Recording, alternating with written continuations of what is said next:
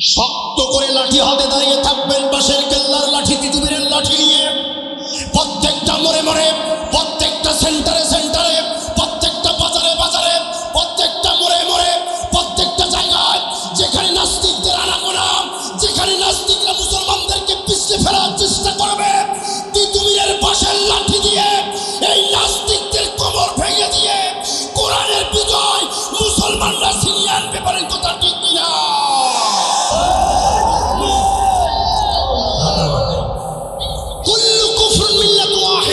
প্রত্যেকটা কাফের এক, প্রত্যেকটা মুনাফিক এক, প্রত্যেকটা নাস্তিক এক, প্রত্যেকটা মুরতাদ এক, প্রত্যেকটা কোরআন বিরোধী এক, প্রত্যেকটা ইসলাম বিরোধী এক। পূর্ব ইসলাম বিরোধী ছিল, কোরআন বিরোধী ছিল, আল্লাহর আইনের বিরোধিতাকারী ছিল। ওই তাদের সূত্র ধরে, তাদের রোড ম্যাপ মাফিক নতুন করে যারা বাংলার জন্য আস্ফলন ঘটেছে, তাদের সুরে এখনো তারা রাজাকার বলে গালি দিচ্ছে। ও বাংলার জনগণ, আওয়ামী লীগ রাজাকারের তালিকা তৈরি করেছে। সব থেকে বেশি রাজাকার ছিল আওয়ামী লীগে, তারপর বিএনপিতে, তারপর জামাত ইসলামে। আমাদের প্রশ্ন, যার দলে বেশি রাজাকার তাদেরকে তোমরা রাজাকার বলো না? তোমার দলেও রাজাকার, তোমরা বলো না আমরা আলেম, আমাদেরকে রাজাকার বলো? এই সাহস বাংলার জমিনে তোমাদেরকে কে দিয়েছে বলেন ঠিক কিনা? অতএব সাবধান, আগামী দিনে নাস্তিকদের মুরতাদদের পথ অনুসরণ করে আরেকবার এই রাজাকার গালি যদি আলেমদেরকে দাও, জুতা খুলে তোমার মুখে বেড়া হবে বলে ঠিক না ঠিক? তবে এই মাহফিলগুলোতে এখন বেশি বেশি করে কোরআনুল কারীমের রাস প্রতিষ্ঠা করার কথা বেশি হওয়া উচিত বলে আমি মনে করি। আপনারা কি মনে করেন? নামাজের ওয়াজ সারা বছর করা যাবে, হজ করার ওয়াজ প্রত্যেক বছরেই করা যাবে, কিন্তু নির্বাচন ভোট প্রত্যেক বছর হবে? কথা কয় না? 5 বছর পর একবার আমরা পাই, তাও তো বিগত 17-18 বছর পাইই নেই। এর মধ্যে আমাদের অনেক যুবক ভাইরা বড় হয়ে গেছে, নির্দলীয় নিরপেক্ষ ভোট চোখে দেখি নাই, ঠিক না? এইরকম একটা মুসলমানদের এই পবিত্র ভূমিতে একটা আনন্দমুখর পরিবেশ আমাদের সামনে আসতেছে। এটা কোনো কাজ নয়, এটা বড় আমল। বলেন এটা বড় কি? সবাইকে বলতে হবে এটা কি? আমল। আমরা এই আমলকে যথাযোগ্য মর্যাদা দিয়ে পালন করতে চাই, বলেন না ইনশাআল্লাহ? তোমরা কি করো আমি আল্লাহ সব শুনি, তোমরা কি ভাবতেছো আমি আল্লাহ সব জ্ঞানের মধ্যে রাখি। সুবহানাল্লাহ। আপনি আমি কি করি আল্লাহ বোধহয় দেখে না। আপনার আমার মনের ভিতরে কি ষড়যন্ত্র চলছে কেউ জানে না। কে জানে? আরো জোরে বলেন, কে জানে? ও ভাইরা আমার, রাতের অন্ধকারে কি ষড়যন্ত্র করছেন, দিনের আলোর মধ্যে, সন্ধ্যার মধ্যে, এশার নামাজের পর, রাত 10টার গোপন বৈঠকের পর, রাত 12টার গোপন বৈঠকের পর, সিগারেটের ধোঁয়া জ্বালিয়ে, লাল চাতে চুমুক দিয়ে ইসলামকে দাবানোর জন্য কি ষড়যন্ত্র করছ? দুনিয়ার কোনো আলো বাতাস না জানলেও, দুনিয়ার কোনো মানুষ না জানলেও ওই আসমানের মালিক ঠিকই জানে তুমি ইসলামের বিরুদ্ধে, কোরআনের বিরুদ্ধে, আলেম ওলামার বিরুদ্ধে, ইসলামী আইনের বিরুদ্ধে কি ষড়যন্ত্র করছ। কেউ জানে না, একজন জানে। চিল্লায় বলতে হবে তিনি কে, আর জোরে বলতে হবে তিনি কে। সেই আল্লাহর চোখকে ফাঁকি দেওয়া যায়? আরো জোরে বলেন, ফাঁকি দেওয়া যায়? ভাইরা আমার, আজকে আমরা দুনিয়ার মানুষ মনে করে নিয়েছি আমি যা করি আল্লাহ বোধহয় দেখে না, আমি যা করি আল্লাহ বোধহয় শোনে না। এই জন্যে মানুষ আজকে কোরআনকে বাদ দিয়েছে, শয়তানকে ধরে নিয়েছে, ইসলামকে বাদ দিয়েছে, ইসলাম বিদ্বেষীদেরকে ধরে নিয়েছে। বলে না সেরা নাই? এরা মেনে নিয়েছে, এরা বুঝে নিয়েছে আল্লাহ বোধহয় নাই। এই দুনিয়ায় যা মস্তি করব, কবরে বোধহয় যাওয়া লাগবে না। লাগবে না? কবরে যাওয়া লাগবে না। কার কার দেখি? সবাই কবরে যাবেন। এবার শুনেন ভাইরা আমার, আল্লাহ সুবহানাহু ওয়া তাআলা এর বিশ্বনবী মুহাম্মাদুর রাসূলুল্লাহ বলেন সাল্লাল্লাহু আলাইহি ওয়াসাল্লামের সাহাবী আবু হুরায়রা রাদিয়াল্লাহু তাআলা আনহু আফসোস করে বলেছে, ও দুনিয়ার মানুষ, তোমার জন্মের সময় যেই কোরআন লেগেছে, তোমার নাম রাখার সময় যেই কোরআন লেগেছে, লেগেছে, তোমার বিয়ে দেওয়ার সময় যেই কোরআন লাগে, তুমি যখন মারা যাবা এই কোরআনেই পড়া হবে। তোমার জানাজা নামাজ পড়ানোর জন্য ইমাম সাহেব যখন দাঁড়াবে এই কোরআনেই পড়বে। আবার তোমাকে যখন কবরে রাখবে ঠিক এই কোরআনেই লাগবে। আল্লাহর দরবারে জান্নাত পাওয়ার জন্য এই কোরআন ছাড়া তোমার কোনো মুক্তি নাই। ওই জন্ম থেকে নিয়ে কবর পর্যন্ত সব জায়গায় যদি কোরআন লাগে, ও পাগলা মুসলমান, এই দুনিয়ার সামান্য জিন্দেগিটা কেন কোরআন মাফিক চলতে পারো না?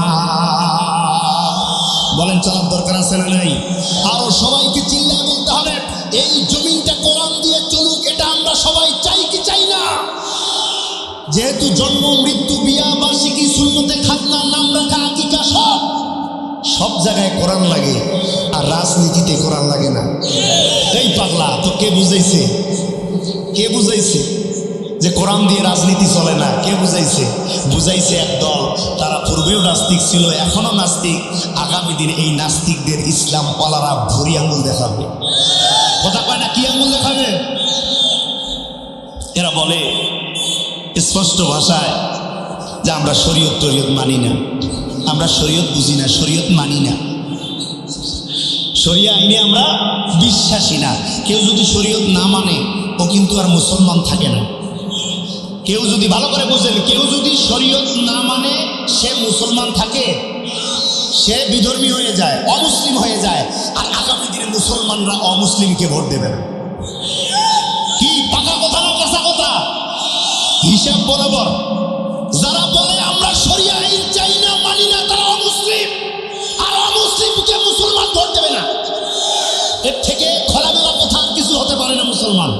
ঠিক দেবে ঠিক?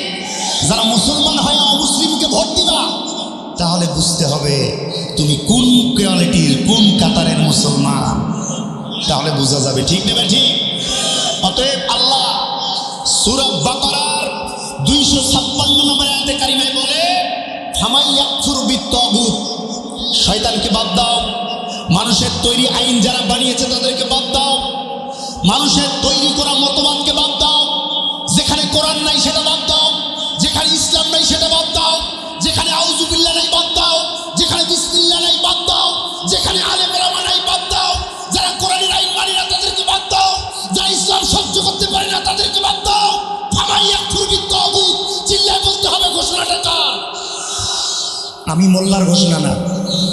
যদি শত্রুতা করতে হয় ওই আল্লাহর সাথে করেন, আমি শুধু ট্রান্সলেট করে আপনাদেরকে বলতেছি। ফামান ইয়াকফুর বিত্তাগুত, শয়তানকে বাদ দিতে বলেছেন কে? এবার পরবর্তীতে আসেন, আল্লাহ বলে ওয়ায়ুমিন বিল্লাহ, শয়তানকে বাদ দিয়া, তালাক দিয়া, এরপর আমি আল্লাহর উপরে ঈমান আনো। বলেন না সুবহানাল্লাহ। তার মানে আমরা যারা ইসলামী আইনে বিশ্বাসী না, আমরা যারা কোরআনের আন্দোলনে এখনো না, আমরা যারা ইসলাম প্রতিষ্ঠায় এখনো না, আমরা কিন্তু এখনো মুমিন হতে পারি নাই। এই আয়াতের প্রেক্ষাপটে বলা হয়েছে, যদি আপনি মুমিন হন আর যদি মুমিন হতে চান, আপনাকে আগে কোরআনের দলে আসতে হবে। বলেন কি দলে আসতে হবে? সম্মানিত ভাইরা, আয়াতটা কি নতুন মনে হচ্ছে? অনেক পুরাতন আয়াত, ১৫০০ বছর আগের আয়াত, কিন্তু ব্যাখ্যা করে, রেফারেন্স দিয়ে হয়তোবা আমাদের সামনে উপস্থাপিত হয় নাই বিধায় আমাদের চোখের সামনে ধোঁয়াশা ছিল। এখন ধোঁয়াশা, আমাশা, কুয়াশা কিছুই নাই। এখন দিনের মতো চলচল। আমরা এখন ডাইরেক্ট শুনবো, ডাইরেক্ট বুঝবো, আর ডাইরেক্ট আমল করবো। ঠিক নেবে ঠিক? আল্লাহ রাব্বুল আলামিন বলে, ফাকাদ ইসতামসাকা বিল উরওয়াতিল মুসকা, ফাকাদ ইসতামসাকা বিল উরওয়াতিল মুসকা। ও দুনিয়ার মানুষেরা রে, যারা তোমরা ইসলাম মানবা, যারা নামাজ পড়ো, যারা আমি আল্লাহকে বিশ্বাস করো, শয়তানকে যারা মানবা না, আমি আল্লাহ রাব্বুল আলামিন বললাম এক রাস্তায় চলবা, কেবলমাত্র কোরআনের রাস্তাটাতে অটল থাকবা, অবিচল থাকবা। এই রাস্তা ছেড়ে অন্য কোনো রাস্তায় যতই লোভ দেখ না কেন, যতই ভয় ভীতি দেখাক না কেন, মুসলমানের সন্তান যেতে পারে না। বলেন ঠিক কিনা? ঈমানের পথে অবিচল থেকে আমার মরণ যেন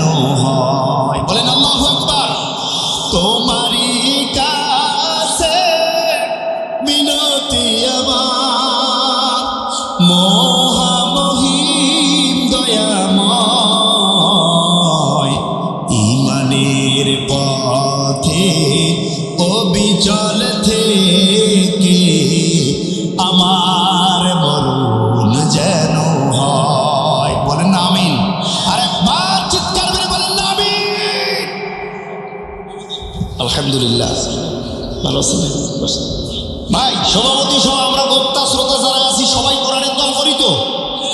কথা কয় না? আমরা কোরআনের বাইরে কেউ আছি? যারা কোরআনের বাইরে তারা তো এখানে আর আসবে না, ঠিক না? আমরা যারা কোরআন চাই, কোরআন মানি, কোরআন বুঝি, কোরআন ভালোবাসি, তাদের জন্যই তো এই মাহফিল, নাকি? তাহলে আমি বুঝে নিলাম সভাপতি সেক্রেটারি যা আছে বক্তা শ্রোতা সবাই আমরা কোরআনের প্রেমিক। কোরআনের বাইরে আমরা কেউ, ঠিক তো? বাইরে আমার সামনের দিকে আগাতে চাই।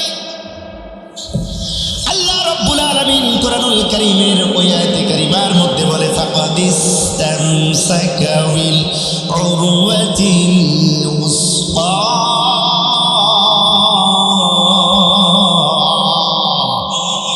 ও আমার বান্দা বান্দীরা, যারা কোরআন মানবা, ইসলামে যারা বিশ্বাসী হবা, খবরদার দুদুল্য মনা হইও না, ইসলামের দিকেই থাকিও। যেহেতু কোরআন জন্ম থেকে নিয়ে জান্নাত যাওয়া পর্যন্ত আপনার আমার লাগবে, সেহেতু দুনিয়ার জমিনে এই কোরআনের বিরোধিতা কোনো মুসলমানের সন্তান করতে পারে না। বলেন ঠিক না ব্যাঠি? আশ্চর্য বিষয়, আশ্চর্য বিষয়, মুসলমানের ঘরে জন্ম নিয়ে মুসলমানদের জমিনে বাস করে ওই আল্লাহর আলো বাতাস ভক্ষণ করে, অক্সিজেন ভক্ষণ করে, ওই আল্লাহর আইনের বিরোধিতা করে এমন লম্পট দুনিয়ায় আছে না নাই? এত সাহস পাও কোথায় যে আল্লাহ বিনা টাকার অক্সিজেন তোমাকে ভোগ করতে দিয়েছে, বিনা টাকার লাইট আলো তোমাকে ভোগ করতে দিয়েছে, একদিন চারে না তুমি বিল দাও নাই। ওই আল্লাহ বিধান তুমি মানো না, ওই আল্লাহর আদেশ তুমি মানো না, ওই আল্লাহর কোরআনকে সহ্য করতে পারো না। তোমার মতো কুরআনিয়াকে এই জমিনে রাখার কোনো দরকার নাই। বলেন ঠিক কিনা? আমার মাথায় ধরে না যে আল্লাহ এত কিছু আপনার জন্য আমার জন্য উজাড় করে দিলেন, সেই আল্লাহর আইনের বিরোধিতা কোন সাহসে করো মুসলমান? সেই আল্লাহর আইনটাকে কিভাবে ওভারটেকার করো, কিভাবে নেগলেন্সি করো? করা যাবে? আমরা হৃদয় দিয়ে কোরআনকে ভালোবাসতে পারবো ইনশাআল্লাহ? সবাই বলেন হৃদয় থেকে, অন্তর থেকে আল্লাহর কালামে পাককে আমরা মেনে নিতে পারবো তো ইনশাআল্লাহ? ভাইরা আমার সামনের দিকে আগাই। আল্লাহ সুবহানাহু ওয়া তাআলা কোরআনুল কারীমের আয়াতে কারিমার মধ্যে আবার বলেছেন, আলোচনা শেষ হয় নাই, লান ফিসামা লাহা,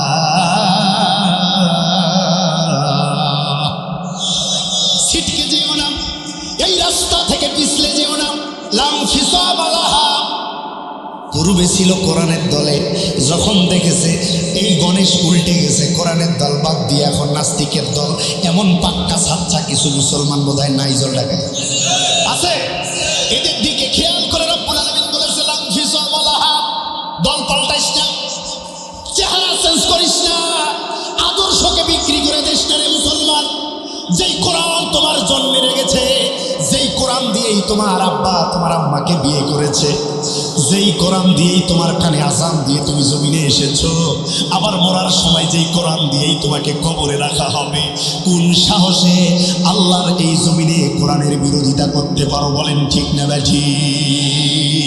আল্লাহ পাক বলেন লাম ফিসামা লাহা, খবরদার এই কোরআনের বিরুদ্ধে যাইও না, এই কোরআনের বিরোধিতা করো না, খবরদার খবরদার শরীয়ত অমান্য করো না। আবারও জিজ্ঞেস করছি, ঘোষণাটা কার? আমি কি এই আয়াত বানাচ্ছি? সূরা বাকারা 256 নম্বর আয়াত।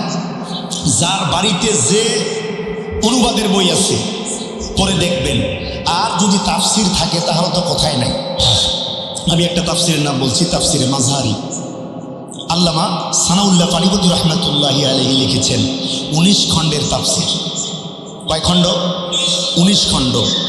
সূরা বাকারার তাফসির প্রায় 4টা খণ্ড লেগেছে, কারণ এই সূরাটা বড় সূরা। এই সূরার তাফসিরে উনি 4টা খণ্ড ব্যবহার করেছে।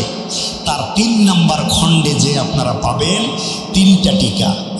এই টিকার মধ্যে আল্লামা সানাউল্লাহ পানিপতি রহমাতুল্লাহি আলাইহি লিখেছে লান ফিসামালাহা, যারা মুসলমান ঘরে জন্ম নেবে, যাদের কানে আজান হয়েছে কোনো একদিন, যার আব্বা আম্মা এই কালেমা পড়ে এই কোরআন পড়ে বিবাহ হয়েছে, আর যার জানাজা হবে এই কোরআন দিয়ে, আবার কবরে রাখা হবে ওই কোরআন দিয়ে, তারা দুনিয়ার জমিনে কোরআনের বাইরে কোনো দল করতে পারে না।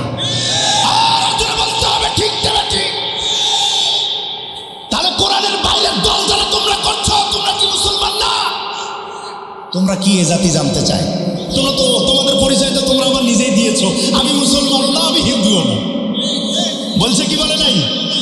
এরা আবার পরিচয় দিয়েছে আমি মুসলমানও না, আমি হিন্দুও না। তোমার পরিচয় তুমি জানো না, আর তুমি এই জনগণের ভোট চাইতে আসতেছো। এই মুসলমানরা তো এখন চালাক, এই চালাক মুসলমান, সচেতন মুসলমানদের রায় তুমি নিতে চাচ্ছ, আর তোমার নিজের পরিচয় তুমি দিলা আমি মুসলমানও না, আমি। রব্বুল আলামিন বলে ও মুনাফিকের দল, দিবে ততই পিছনে পড়ে রবে, যতই মুখ ফুসে ইসলামের বিরোধিতা করবা ততই নিজের কপালটা নিজেই করবা। রব্বুল আলামিন এই জন্য বলেছে লান ফিসামালাহা, কখনোই রাস্তা থেকে দূরে যাইও না। যে যাই বলুক না কেন, কোরআন ছাড়া মুসলমানরা আগামীতে কোনো কিছু মেনে নেবে না। বলেন ঠিক না ঠিক? রব্বুল আলামিন বলেন লান ফিসামালাহা, পিছলে যাইও না, পিছলে যাইও না। তুমি সহজ রাস্তায় চলতে চাইবা, এই সহজ রাস্তাটার মধ্যে কিছু নাস্তিক কলার ছোলা দেবে। কলার ছোলা, রাস্তার মধ্যে যদি কলা খাওয়ার পরে ওই ছোলাটা দেয়া হয়, পিছিল হয় কিনা? যদি পা পরে সিট কটা। দেখেন আল্লাহ পাক কি উদাহরণ ব্যবহার করেছে। আল্লামা সানাউল্লাহ পানিপতি এই উদাহরণটা ব্যবহার করেছে। বলেন সুবহানাল্লাহ। তোমার সহজ রাস্তার মধ্যে নাস্তিকেরা কলার ছোলা দেবে, তোমার সহজ রাস্তায় চলার ক্ষেত্রে নাস্তিকেরা সলিউশন দেবে, এমন পিচ্ছিল বস্তু বিছায়া দেবে। মুরিদেরা প্রশ্ন করেছে হুজুর এই পিচ্ছিল জিনিস মানেটা কি? এবার হুজুর নিজেই নিজের প্রশ্নের উত্তর দিয়েছে, পিচ্ছিল মানে হচ্ছে টাকা। টাকা দিয়ে মুসলমানদেরকে পিছলায় নেবে, লুঙ্গি দিয়ে মুসলমানদেরকে পিছলায় নেবে, শাড়ি দিয়ে মুসলমানদেরকে পিছলায় নেবে, আবার ফ্যামিলি কার্ডের নামে কার্ড দিয়ে মুসলমানদেরকে ধোকা দিয়ে পিছলায় নেবে। লান ফিসামালাহা, ও মুসলমান কোনো কিছুর বিনিময়ে পিছলায় যেও না। কার ঘোষণা? আরো জোরে বলতে হবে, কার ঘোষণা? পিছলায় যেও না। 2500 টাকার ফ্যামিলি কার্ড দিয়ে আজকে মুনাফিকের দল ইমানদারদের দরজায় দরজায় ঘুরছে, আর ভাবিকে বলছে ভাবি গে 2500 টাকার ফ্যামিলি কার্ড পেয়ে যাবি, তোর নামে একখান হবে, বড় বুঝানের নামে একখান হবে, তোর শাশুড়িটা তো অনেক দিন থেকে বিধবা ভাতা পায় নাই, সেটাও করে দিব। আগামীবার যদি আমাকে তুই একটু চান্স দিস তাহলে কিন্তু কার্ড করকরা। কার্ড রেডি হয়ে যে পকেটে নিয়ে আসছি, দেখ ও দেখায় আবার যে এই যে কার্ড, এই কার্ড প্রত্যেক মাসে বিকাশে 2500 টাকা করে ঢুকে যাবে, আর একটা পিনকোড থাকবে, এই পিনকোড যে কোনো মেডিকেলে দিবা, চিকিৎসা ফ্রি। নাই নাই, কথা কয় না জল ঢাকার মুসলমান নাই। লান ফিসামালাহা, ইসলাম বিদ্বেষী যারা হবে পদে পদে মানুষদেরকে বাহানা দেবে, পদে পদে মানুষদেরকে পিছলায় নেওয়ার জন্যে হাজারটা ফন্ডিয়াত করবে আর ধোঁকাবাজি করার চেষ্টা করবে, এই মুসলমানদের সাথে প্রতারণা করার চেষ্টা করবে, যাতে করে সহজ রাস্তা, কোরআনের রাস্তা, ইসলামের রাস্তা থেকে মুসলমানের সন্তানরা পিছলে অন্য রাস্তায় চলে যায়। আছে না নাই? আপনারা কি পিছলে যাবেন? শক্ত করে লাঠি হাতে দাঁড়িয়ে থাকবেন, বাঁশের কেল্লার লাঠি, তিতুমিরের লাঠি নিয়ে প্রত্যেকটা মোড়ে মোড়ে, প্রত্যেকটা সেন্টারে সেন্টারে, প্রত্যেকটা বাজারে বাজারে, প্রত্যেকটা মোড়ে মোড়ে, প্রত্যেকটা জায়গায় যেখানে নাস্তিকদের আনাগোনা, যেখানে নাস্তিকরা মুসলমানদেরকে পিছলে ফেলার চেষ্টা করবে, তিতুমিরের বাঁশের লাঠি দিয়ে এই নাস্তিকদের কোমর ভেঙে দিয়ে কোরআনের বিজয় মুসলমানরা ছিনিয়ে আনতে পারেন। কথা ঠিক কিনা? বলেন আলহামদুলিল্লাহ। আর একবার বলা যাবে আলহামদুলিল্লাহ। আল্লাহ সুবহানাহু ওয়া তাআলা কোরআনুল কারীমের মধ্যে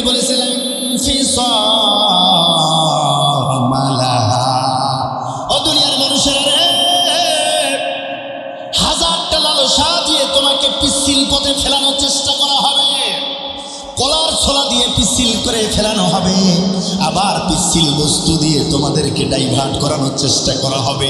লানফিসা মালাহা, খবরদার খবরদার পিছলে যাইও না, পিছলে যাইও না, ছুটে যাইও না। কোরআনকে, ইসলামকে, ইসলামী আন্দোলনকে জীবন দিয়ে আঁকড়ে ধরো, যাতে করে পিছলে পড়ে তোমার কোমর না ভাঙে। যখন বৃষ্টি বাদলের দিন পিচ্ছিল পথ দিয়ে আপনি হেঁটে যান, এলোপাথারিভাবে হেঁটে যান না, দেখে শুনে পা টিপে টিপে টিপে টিপে আপনি পিচ্ছিল পথটা এগিয়ে যান, যাতে পড়ে না যান, আপনার ক্ষতি না হয়, ঠিক না? রব্বুল আলামিন এই উদাহরণটাই কোরআনে দিয়েছেন, ফিসা মালাহা, যত পিচ্ছিল বস্তু তোমার পথের উপরে দেয়া হোক না কেন, ও মুসলমান, পা টিপে টিপে ফেলো, চোখ কান খোলা রেখে চলো। কোনো ধান্দাবাজ, কোনো চান্দাবাজদের কোথায় কান দিও না। ওয়াল্লাহু সামিউন আলীম।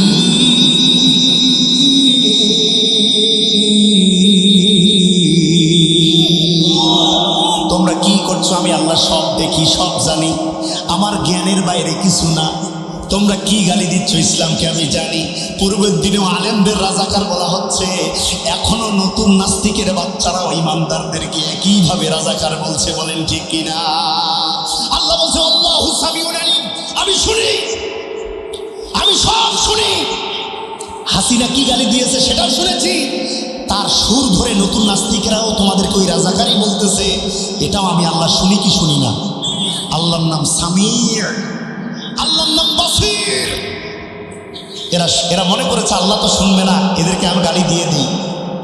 রাজাকারের ঠিকানা এই বাংলায় হবে না। কত স্লোগান। ও ভাই, আমাকেও রাজাকার বলছে, আমার বয়স 32, 54-55 বছর আগে হয়েছে স্বাধীনতা যুদ্ধ, আমি হয়ে গেছি রাজাকার, আমাকেও বলছে রাজাকার। তো আমি কি স্বপ্নে রাজাকার হইলাম নাকি? না মায়ের পেটে যখন আসি নেই তার আগ থেকে এই রাজাকার হইলাম? কিভাবে রাজাকার হইলাম? ও ভাই, এটা কোনো কথা না। কথা হচ্ছে কি জানেন? কুল্লু কুফরুন মিল্লাতুন ওয়াহিদ, প্রত্যেকটা কাফের এক, প্রত্যেকটা মুনাফিক এক, প্রত্যেকটা নাস্তিক এক, প্রত্যেকটা মুরতাদ এক, প্রত্যেকটা কোরআন বিরোধী এক, প্রত্যেকটা ইসলাম বিরোধী এক। পূর্বে ইসলাম বিরোধী ছিল, কোরআন বিরোধী ছিল, আল্লাহর আইনের বিরোধিতাকারী ছিল। ওই তাদের সূত্র ধরে, তাদের রোড ম্যাপ মাফিক নতুন করে যারা বাংলার জন্য আস্ফলন ঘটেছে, তাদের সুরে এখনো তারা রাজাকার বলে গালি দিচ্ছে। ও বাংলার জনগণ, আওয়ামী লীগ রাজাকারের তালিকা তৈরি করেছে। সব থেকে বেশি রাজাকার ছিল আওয়ামী লীগে, তারপর বিএনপিতে, তারপর জামাত ইসলামে। আমাদের প্রশ্ন, যার দলে বেশি রাজাকার তাদেরকে তোমরা রাজাকার বলো না? তোমার দলেও রাজাকার, তোমরা বলো না আমরা আলেম, আমাদেরকে রাজাকার বলো? এই সাহস বাংলার জমিনে তোমাদেরকে কে দিয়েছে, বলেন ঠিক কিনা? অতএব সাবধান, আগামী দিনে নাস্তিকদের, মুরতাদদের পথ অনুসরণ করে আর একবার এই রাজাকার গালি যদি আলেমদেরকে দাও, জুতা খুলে তোমার মুখে বেড়া হবে, বলেন ঠিক না বেটি? বলেন মারহাবা, আর একবার বলেন মাশাআল্লাহ। ভাই, 32 বছরের ছেলেরাও রাজাকার হয়, এটা আমি প্রথম শুনলাম। তাও আবার আমাকে বলা হইল। এই যে আমার একটা মিডিয়া আছে, নেহাল লাইভ টিভি, উত্তরবঙ্গের শ্রেষ্ঠ ভাই সাক্ষী। ওই ভিডিওটা ভাই আবার ছাড়ছে যে হুজুরকে রাজাকার বলা হয়েছে। তো অনেকে আবার প্রশ্ন করছেন, হুজুরের বয়স তো 30 থেকে 35, 40, আর স্বাধীনতা তো 54-55 বছর, হুজুর কিভাবে রাজাকার হল? আর প্রশ্নের উত্তর দিতে পারেন এই নাস্তিকেরা। এদের টার্গেটেই হচ্ছে বিশৃঙ্খলা লাগা। এদের টার্গেট হচ্ছে ইসলাম থেকে মানুষদেরকে কিভাবে ভুলভাল বুঝিয়ে লামফিসা মালাহা পিচ্ছিল করে আমাদের দলে নিয়ে আসা যায়, এই ষড়যন্ত্রই করছে নাস্তিকেরা, বলেন ঠিক কিনা? আমরা বুঝি না? আল্লাহ তো আগেই বলে দিয়েছিলাম ফিসা মালাহা, তারা চেষ্টা করবে, অসংখ্য চেষ্টা করবে ইমানদারদেরকে সঠিক পথ থেকে, ইসলামের পথ থেকে, কোরআনের পথ থেকে পিছলায়া তাদের দল ভারী করার এই চেষ্টাটা তারা করবে। এটা কে বলে দিয়েছে আগেই? আল্লাহ বলে দিয়েছে 1500 বছর আগে, কোরআনের আয়াত করে আছে।